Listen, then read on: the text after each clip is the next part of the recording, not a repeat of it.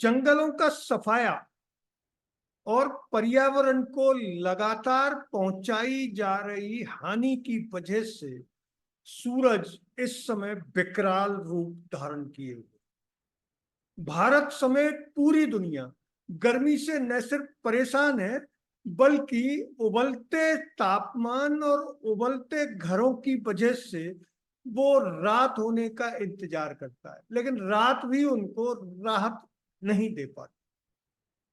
ऐसी स्थिति में आपका शरीर निर्जलीकरण की प्रक्रिया में फंस सकता है।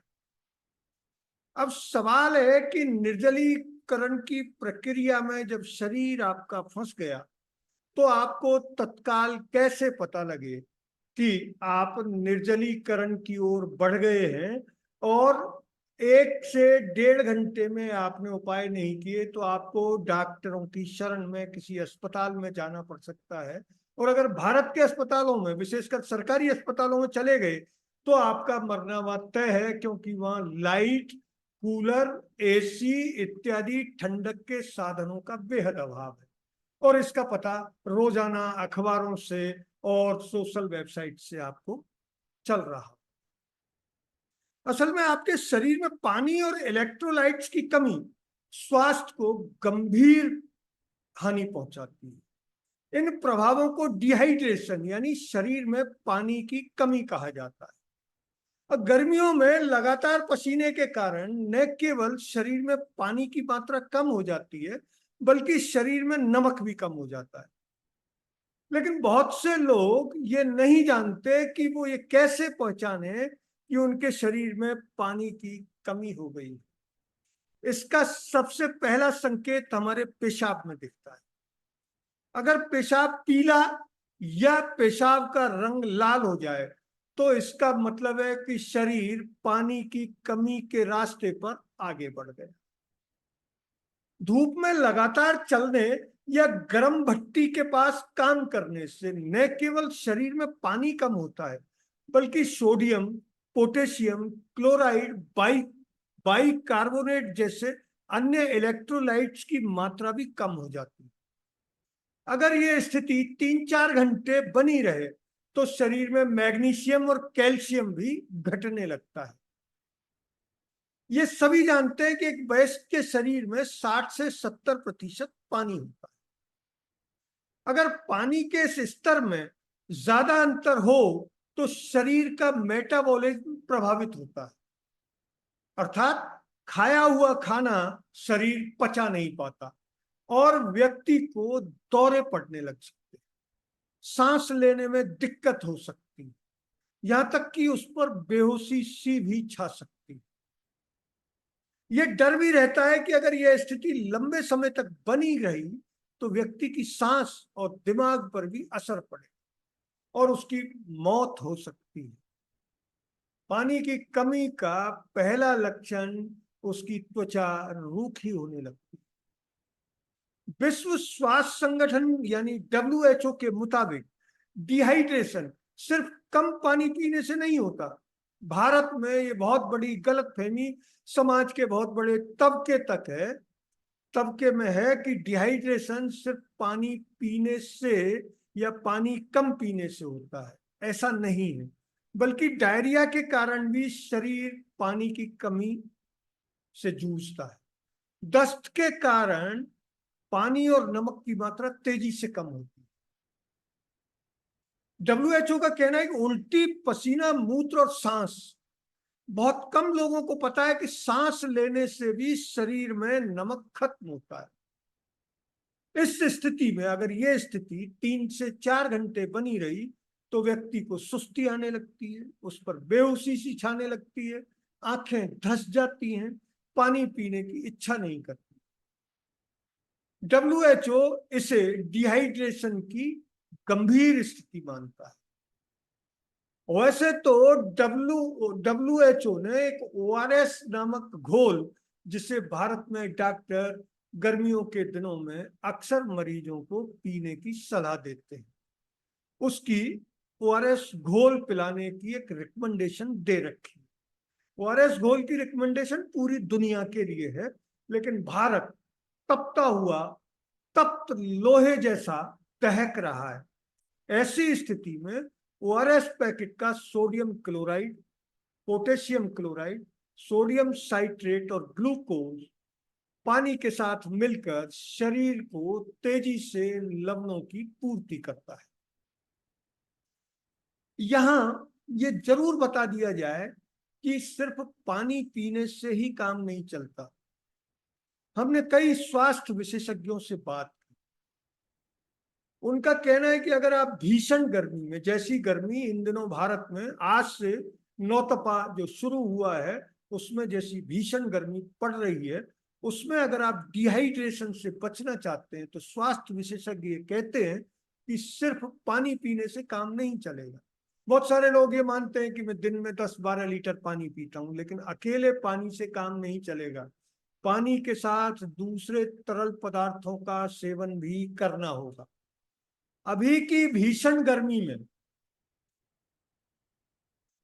खूब पानी पीना जरूरी है, लेकिन शरीर की प्यास बुझाने के लिए हमें शरबत, फलों का जूस, छाछ, कोकम शरबत जैसे तरल पदार्थों के साथ गन्ने का रस, मट्ठे में थोड़ा सा नमक मिलाकर पीना भी चाहिए। इससे शरीर को फायदा होता है।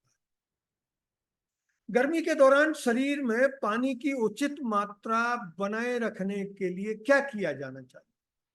इस पर विशेषज्ञों का कहना है कि एक बार में बहुत सारा पानी पीना उचित नहीं होता।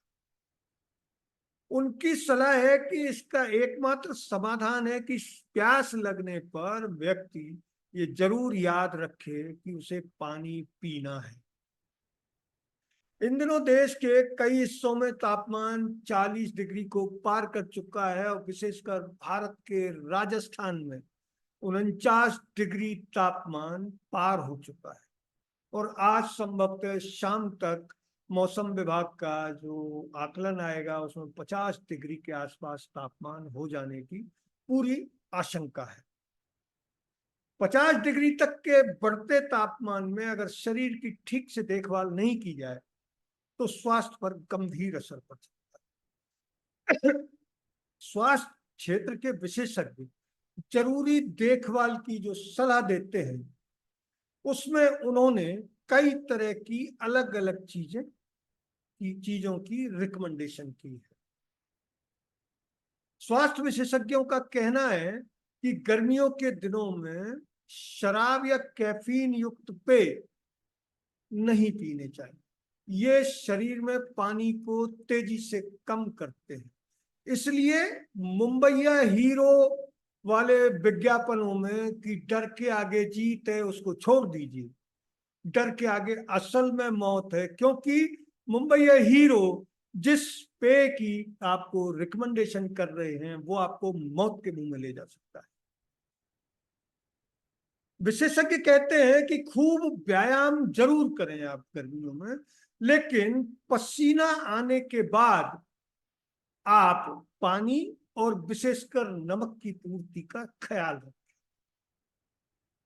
इसके अलावा इन दिनों अगर आपको पेशाब अधिक लाने के लिए डॉक्टर ने कोई दवा दी है तो डॉक्टर से जरूर पूछें कि जब पेशाब खुलकर आ जाए तो फिर वो पानी की पूर्ति कैसे करें, क्योंकि लगातार और खुलकर अधिक पेशाब से भी पानी शरीर डिहाइड्रेशन का शिकार हो सकता है। अब डिहाइड्रेशन के लक्षणों को खुद कैसे पहचानें? बहुत सारे लोग ऐसे हैं जो स्वयं नहीं पहचान पाते।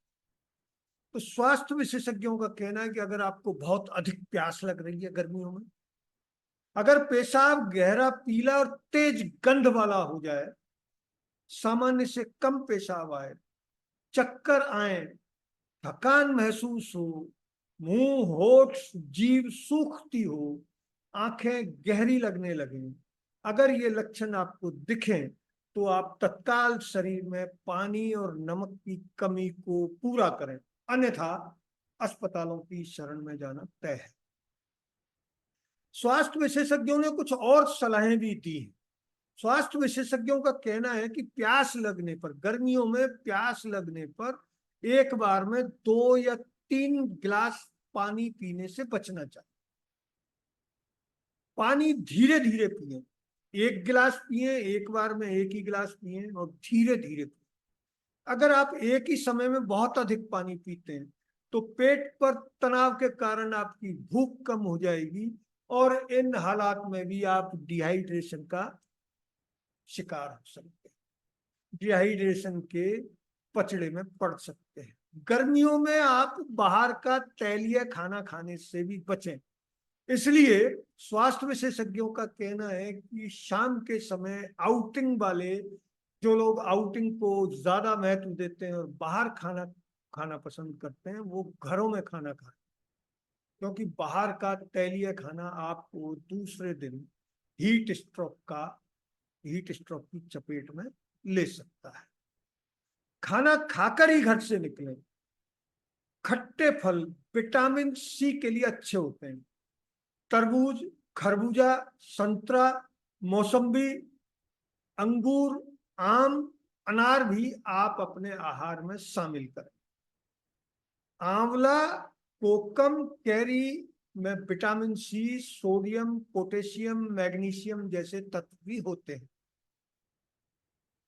अगर बच्चों के शरीर में पानी कम हो जाए तो उनके लिए पानी का तत्काल इंतजाम करें, उनको धूप में बाहर खेलने से रोकें। माता पिता पूरे दिन बच्चों के पानी पीने का ध्यान रखें और उन्हें लगातार पानी पिलाएं। अगर बच्चे सुबह भी बाहर खेलने जा रहे हैं तो उनके साथ पानी की बोतल जरूर रखें। उन्हें सीधे धूप में खेलने के लिए नहीं भेजें। आहार में तरबूज, खीरा, संतरा और स्ट्रॉबेरी जरूर शामिल करें। सुबह 10 से 4 बजे के बीच बच्चों को घर में रखें। बच्चों को ढीले और हल्के रंग के कपड़े पहनाएं। फिर भी अगर बच्चों के शरीर में पानी की कमी महसूस हो तो उन्हें तुरंत ओआरएस दें। स्वास्थ्य विशेषज्ञों का कहना है कि भीषण गर्मी के इस दौर में अगर आप ये सलाह अंगीकार करते हैं तो निश्चित तौर पर न सिर्फ हीट वेव से बचे रहेंगे बल्कि अपने शरीर की ऊर्जा का क्षय होने से भी रोक सकें। अगर ये वीडियो आपको अच्छा लगा तो इसे लाइक करें, शेयर करें और हाँ, चैनल को सब्सक्राइब जरूर करें। धन्यवाद। जय हिंद।